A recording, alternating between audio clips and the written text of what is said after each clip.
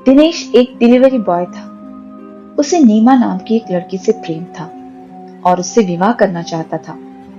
नीमा के पिता एक सफल व्यापारी थे और नीमा के लिए पैसे वाला लड़का ही चाहते थे। नीमा भी दिनेश से विवाह करना चाहती थी, इसीलिए हमेशा दिनेश को कहती कि कुछ बड़ा करो जिससे तुम्हारे पास बहुत सारा पैसा आ जाए। एक दिन दिनेश नीमा के डूबा हुआ था, तभी उसे एक फोन आता है। दिनेश फोन उठाता है। वहां से एक औरत की आवाज आती है, क्या आप मेरे लिए पिज्जा ला सकते हैं? दिनेश कहता है, जी मैडम, आप एड्रेस बताइए, मैं ले आऊंगा। वह औरत उसे एड्रेस बता देती है और कहती है, प्लीज जल्दी आना, मुझे बहुत भूख लगी है। दिनेश फोन रख देता है, पिज्जा का पार्सल बनाकर बताए हुए एड्रेस पर जाने लगता है। रात के लगभग 10 बजे थे।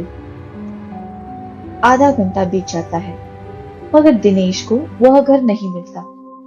चारों तरफ अंधेरा ही अंधेरा था। अंधेरे के अलावा उसे कुछ नजर नहीं आ रहा था। अचानक उसकी बाइक रुक जाती है। वह कोशिश करता है पर गाड़ी स्टार्ट नहीं होती। दिनेश परेशान हो जाता है। अब उसे समझ नहीं आ रहा था कि क्या किया जाए। वहां अंधेरे के अलावा कुछ नहीं था। तभी एक आदमी उसकी गाड़ी के पास आता है और आवाज देता है, दिनेश, हेलो हेलो यार, कैसे हो? पहचाना मुझे? दिनेश सर उठाकर देखता है। यह विवेक था। स्कूल में दोनों साथ पढ़ते थे। दिनेश उसे देखकर हैरानी से पूछता है, विवेक, तुम यहां कैसे? विवेक बताता है, दोस्तों के साथ पार्टी करके आ रहा हूं। तुम बताओ, तुम क्या कर रहे हो? दिनेश ने सारी बात विवेक को बताई। विवेक ने कहा, ओह, तो तुम्हारी बाइक खराब हो गई है। कोई बात नहीं, मेरी बाइक है ना, चलो मैं तुम्हारे साथ चलता हूँ। ऐसा कहकर दिनेश और विवेक बाइक पर बैठकर उस बताए हुए एड्रेस पर पहुंचते हैं। वहां एक बड़ा सा घर देखकर विवेक कहता है, भाई कितना बड़ा घर है, बहुत पैसे वाला होगा।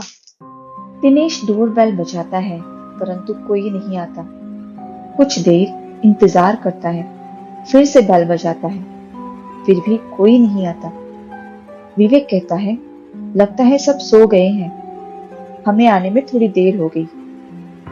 तभी दरवाजा खुल जाता है और एक सुंदर सी औरत बाहर आती है और कहती है, कितनी देर लगा दी आपने? दिनेश कहता है, सॉरी मैम। वह औरत पिज्जा लेकर पैसे लाने के लिए घर के अंदर जाती है। विवेक उसे देखता ही रह जाता है। विवेक दिनेश से कहता है, मुझे लगता है घर में ये अकेली है और इनके पास बहुत पैसा होगा। सोच दिनेश, सोच, अगर ये पैसे हमें मिल जाएं। दिनेश को गुस्सा आ जाता है। वह कहता है, विवेक, फालतू की बातें मत करो, पैसे लेकर चल पड़ते हैं। तभी वो औरत आती है, पैसे देती है। विवेक पूछता है, क्या इतने बड़े घर में आप अकेली रहती हैं? वो औरत बताती है, मेरे पति काम से बेंगलोर गए हैं, इसलिए अभी तो मैं अकेली ही हूँ। दिनेश पैसे लेता है और थैंक यू मैम कहकर बाइक की तरफ चलता है। विवेक और दिनेश बाइक की तरफ जा रहे थे।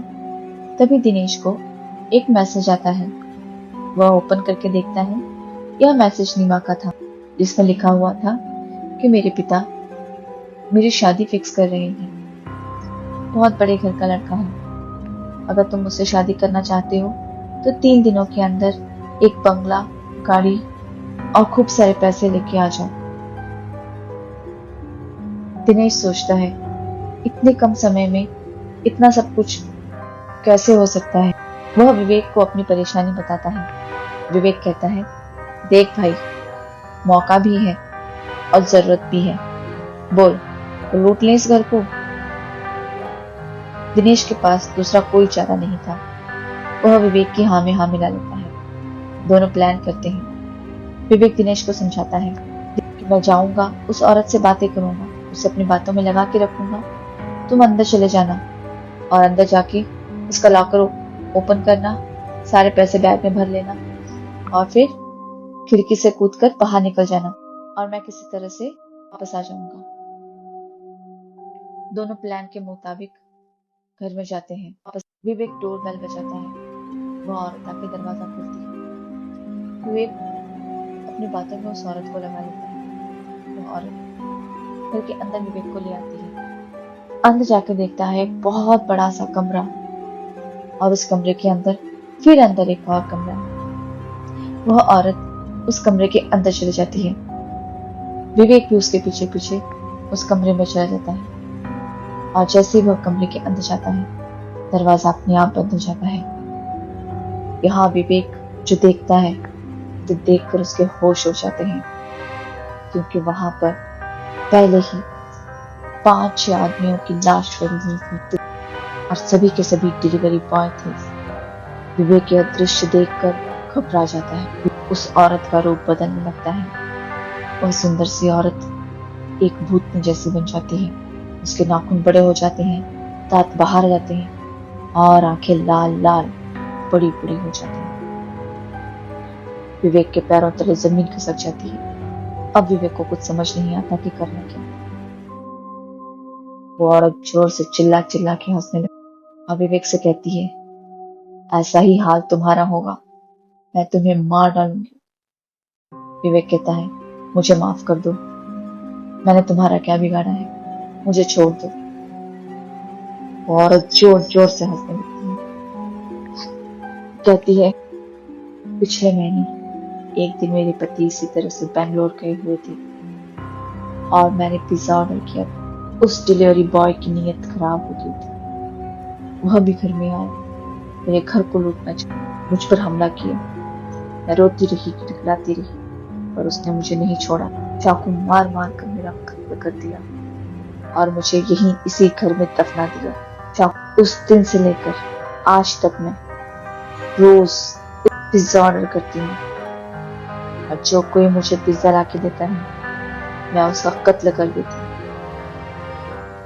विवेक बुरी तरह से डर भागने की कोशिश करने लगा, दरवाजे की तरफ भागा, मगर उस औरत ने उसको पीछे खींच लिया और अपने नाखूनों से उसका मुंह नोच लिया। और तभी दिनेश अपना काम पूरा करके विवेक को ढूंढता हुआ उस कमरे तक पहुंच जाता है। वह दरवाजा खोलता है और जो देखता है उसके होश हो जाते हैं। वह औरत विवेक को बुरी तरह से मार चुकी थी और उसकी आंख फोड़ रही थी। विवेक जैसे ही देखता है और बैग बैग सब छोड़ के भागने की कोशिश करता है, लेकिन वह भी भाग नहीं पाता क्योंकि दरवाजा अपने आप बंद हो जाता है। विवेक गिड़गिड़ा कर उस औरत से माफी मांगता है।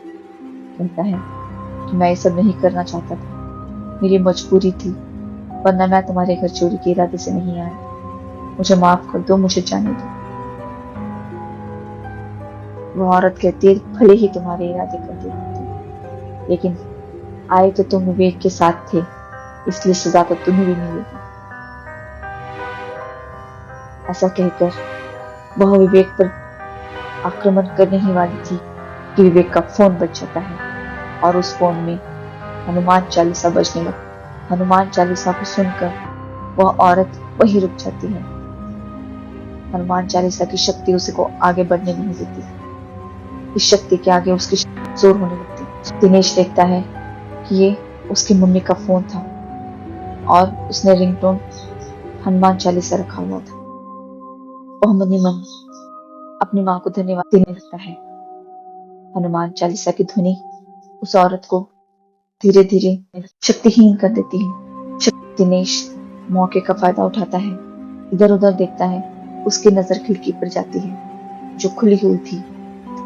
वह झट से उस खिड़की की तरफ भागता है और खिड़की से बाहर कूद जाता है और इस प्रकार वह बच जाता है।